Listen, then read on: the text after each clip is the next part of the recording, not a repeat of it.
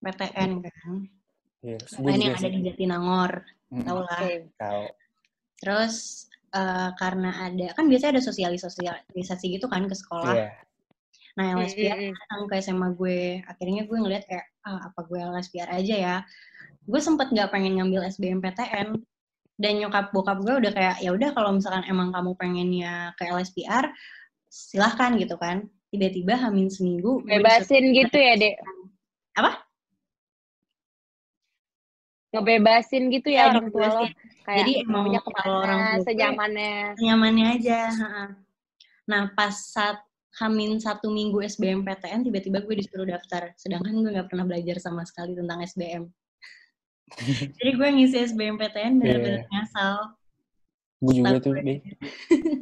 Gue waktu itu pengen SBM, terus gue diputusin deh, gue nggak SBM ini.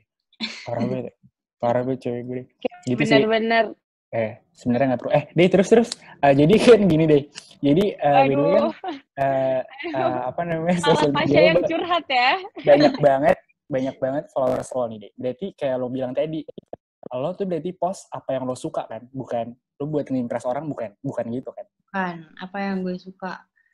Karena kayak kalau misalkan dilihat apa yang mereka suka, nggak ngepost selfie aja sebenarnya. Selfie tuh banyak banget yang nge-like kan. Yang muka gue. Sedangkan kalau misalkan gue pengen ngepost outfit gue OOTD, ya gue post. Even nanti gue tahu like-nya bakal sedikit gitu.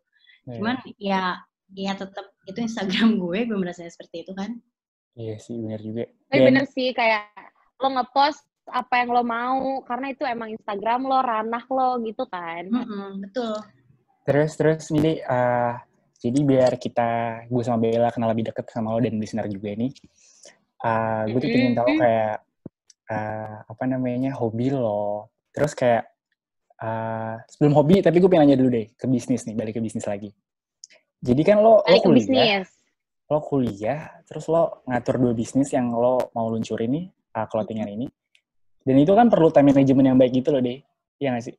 Iya betul. Itu gimana caranya lo? Manajemen. Sistematisnya tuh gimana? Balik lagi kalau untuk bisnis sendiri ini, lo ngebisnis yang which is itu jamnya fleksibel.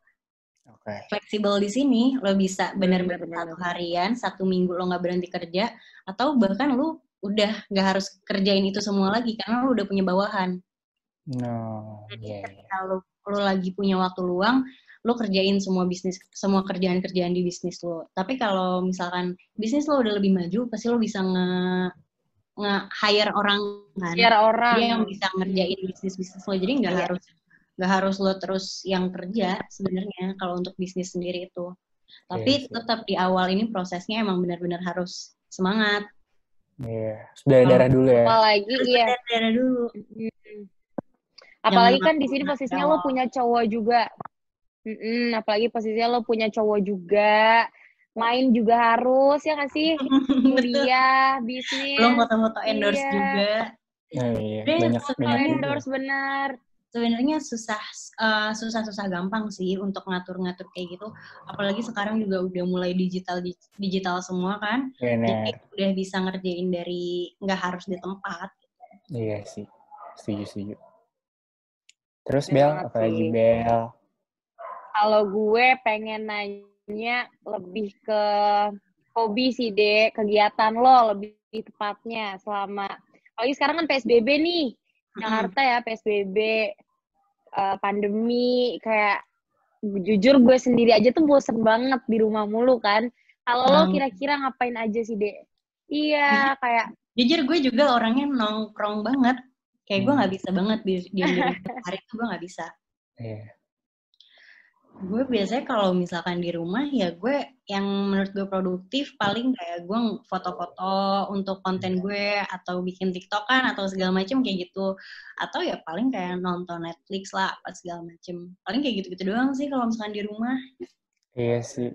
Karena bingung juga soalnya gue orangnya yang keluar-keluar sih. Di rumah aja. Tapi iya, jadi sekalinya di rumah tuh basic banget ya yang dilakuin tuh nonton, bikin konten. Terus, tapi by the way kan kalau apa namanya, kalau di Jakarta kan PSBB nih, deh. Jadi nggak bisa keluar banget. Gue gabut banget sih. Gue kayak nonton film doang, ngapain. Kalau lo itu di mana deh? Dan lo bisa Di keluar? Bogor, Bisa gue di keluar Bogor. masih bisa keluar. Kalau stay-nya di Bogor? Iya, stay di Bogor. Kalau Bogor ini dia PSBB juga, cuman jatuhnya jam malam doang. Jadi masih bisa nongkrong-nongkrong, masih bisa dine-in. Yang penting protokolnya masih terlaksanakan gitu, pakai masker, jaga jarak, itu mesti banget, masih harus. Dan kalau di Bogor kan kena jam malam gitu deh. Itu pengaruh nggak sih deh sama bisnis lo, kopi lo? Pengaruh banget, karena parah ya? siang. Sedangkan tempat gue outdoor banget gitu kan. Iya. Siapa yang mau nongkrong siang-siang panas? Orang tuh biasanya emang tempat kopi gue itu ramainya setelah maghrib. Jadi sampai malam. Sedangkan waktu itu pernah Bogor jam 6 itu udah harus close semua. Gue udah bingung banget. Itu bener-bener ngefek banget ya, berarti. Nah, kalau kayak gitu, iya. Kalau yang biasa, misalkan gini, gue udah terbiasa nih, ada yang nge-handle coffee shop gue. Nah, di masa-masa kritis kayak gini, gue harus turun lagi. Itu dia yang namanya entrepreneur. Jadi, lo nggak harus setiap saat, tapi ketika emang lagi masa-masa kritis kayak gini, lo harus turun kapanpun. Iya, bener-bener. Setuju gue. Kalau lagi dibutuhkan, lo harus ada gitu ya, Dek? Harus ada, benar. Karena itu sebuah tanggung jawab lo. Iya, struggle is real ya. Itu gimana deh pas pas masa-masa itu tuh yang jam 6 udah harus closing, coffee shop. Tuh lo gimana tuh? Menyiasatinya tuh gimana, Dek? Mungkin yang jam 6 udah harus close itu masih mendingan sih. Yang paling parah itu pas awal-awal lockdown banget. Iya. Wah, itu benar-benar lockdown. Orang mesen dari GoFood kayak gitu kan juga pada parno banget kan. Iya, benar-benar. Udah nggak boleh dine-in. Sampai akhirnya untung ada tren kopi susu sliter. Iya. Nah, itu baru alhamdulillah balik lagi tuh. Situ. Nah, kalau sekarang alhamdulillah kan masih bisa nongkrong, jadi masih aman. Tapi untuk kayak misalnya nih, gue dari Jakarta pingin mesen kopi Nubis tuh gimana sih? Dia bisa nggak sih dari Bogor ke Jakarta? Kalau dari Bogor ke Jakarta nggak bisa. Nggak bisa ya, gue pingin banget ya. Mending siapa tahu ke sana sih. Iya, boleh nanti kapan-kapan nih kita. Kalian nongkrong bareng. Kalian nongkrong nggak di Kopi Nubis? Boleh banget. Bareng. Dan kita bisa, siapa tahu kita bisa ini kan. Terus. Iya. Siapa lagi, Bel? Mau nanya apa lo, Bel? By the way nih, Dek. Kan gue sama Pasha dari tadi udah nanya-nanya nih tentang hidup lo, kegiatan lo, tentang bisnis lo. Nah, kayak yang tadi dibilang Pasha, listener, pendengar setianya B-Voice, itu kemarin juga nanya-nanya nih sama lo nih.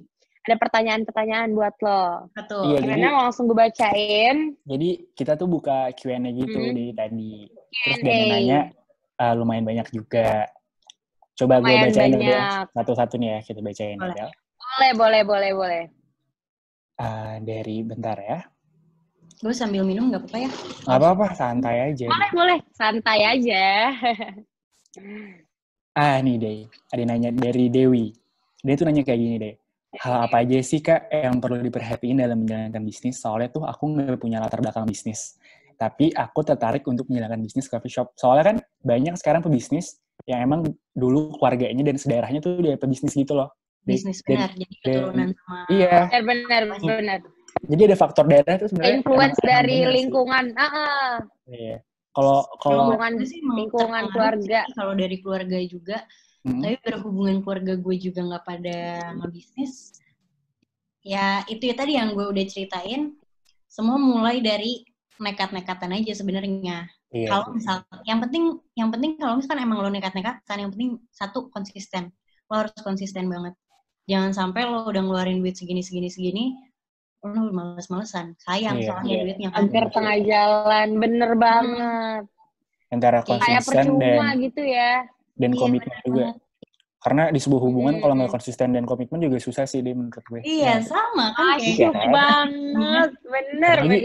Apalagi sekarang anak-anak zaman sekarang tuh banyak banget ya anak-anak zaman sekarang tuh yang kayak kita nggak usah ada status deh, tapi kita saling komitmen aja gitu. Nggak bisa sebenarnya. Oh nggak bisa ya?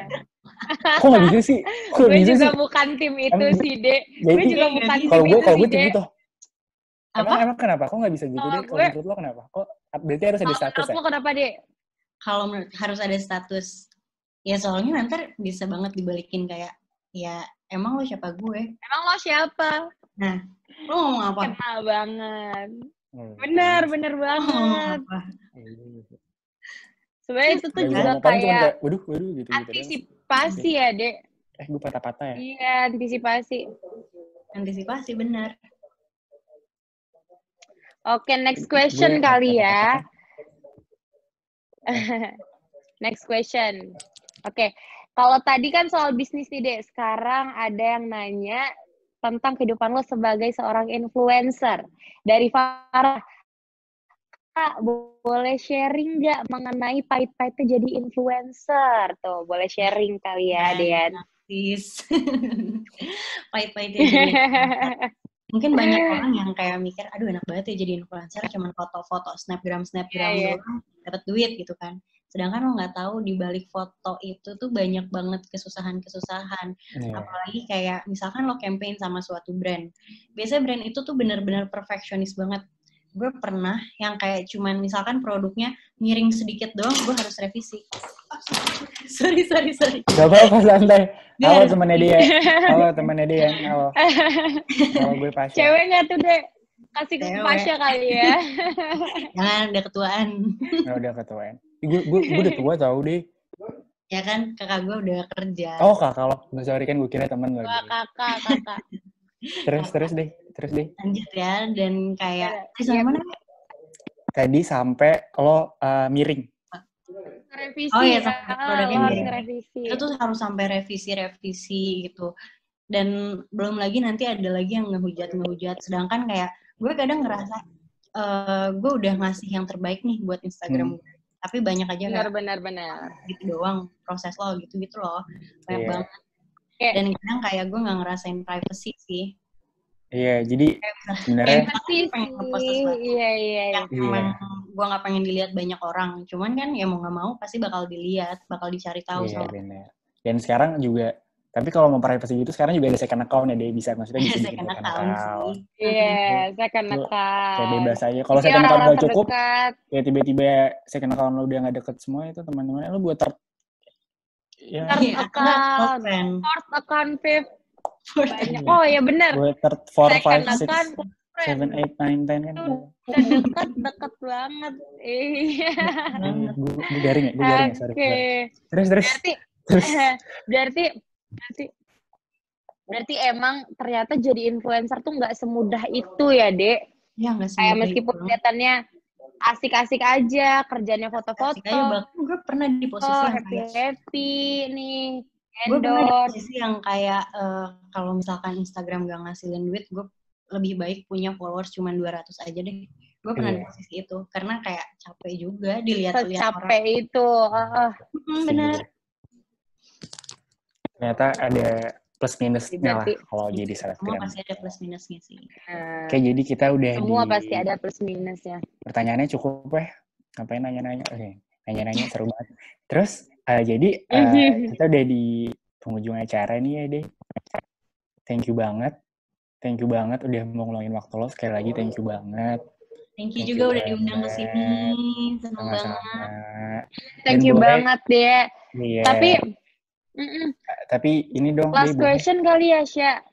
Oke, tapi Sya, gue pengen banget nih. Oh, yaudah boleh. Iya, tapi gue pengen banget nih. Dikit aja dari Dea, mungkin pesan atau tipsnya nih buat listener yang nonton ini tuh gimana, buat bisnisnya atau insecurities-nya atau dan lain-lain gimana, boleh nih, Dek? Untuk bisnis dulu mungkin kali ya. Kalau untuk bisnis, kalau sebenarnya bukan nggak harus bisnis sih, pekerjaan apapun itu gue benar-benar suka banget, gue benar-benar ngehargain banget untuk orang-orang yang seumuran kita tapi udah pengen cari duit sendiri dan nggak pengen minta dari orang tua.